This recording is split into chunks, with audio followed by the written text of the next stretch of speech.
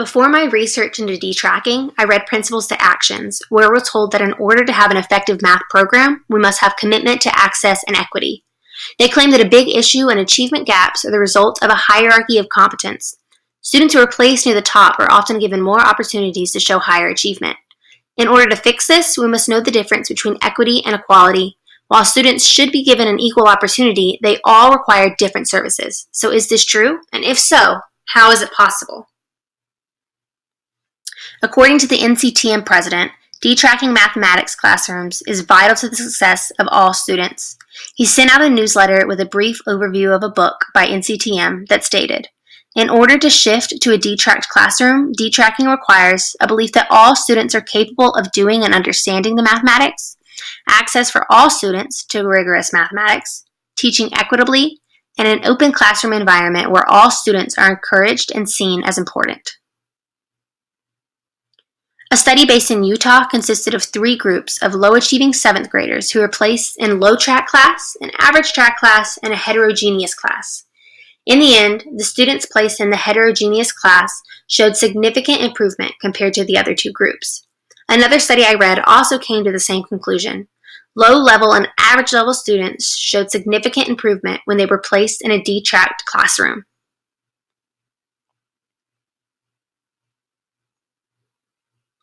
One claim against detracking classrooms is that in doing so, higher achieving students will not be challenged enough, and therefore their achievement levels will decrease. Another study I read found that high achievers did not learn less when they studied alongside their average achieving peers than when they took mathematics in classes consisting entirely of higher achievers. They even found that in many cases, the data indicated that these high achieving students actually performed better when educated in a heterogeneous classroom. According to Bowler, detracking classrooms allows more students the opportunity to experience different cultural groups, and they learn to treat each other with respect. Students within her study showed a behavior that she termed relational equality, because they learned to appreciate the contributions of students from different cultural groups, social classes, genders, and attainment levels, and develop extremely positive intellectual relations.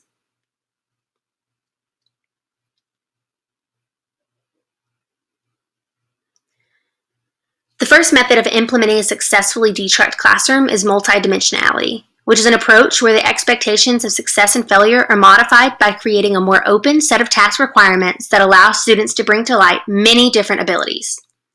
One method of implementing this is an improved method, which is introduce new concepts, metacognitive questioning, practicing, reviewing and reducing difficulties, obtaining mastery, verification, and enrichment. Another is group roles, which can show students that each group member has an important role in the group and that they are all needed in order for the group to be successful. Group roles can be team leader, speaker, recorder, research manager, and many more. This idea of group roles leads to student responsibility, where teachers create an environment where students are responsible for each other's learning.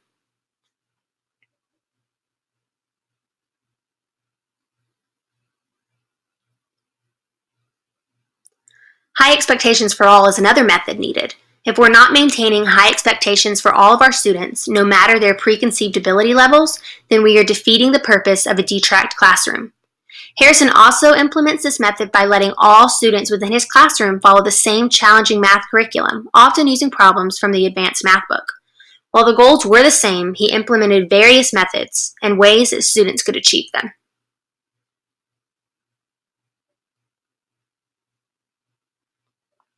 While having a detracked classroom is important, it is also important to have flexible class groupings. Harrison says he sometimes found it necessary to implement small, more homogeneous groups. So he stressed the importance that while detracked classrooms are better, sometimes these small groups can be beneficial too.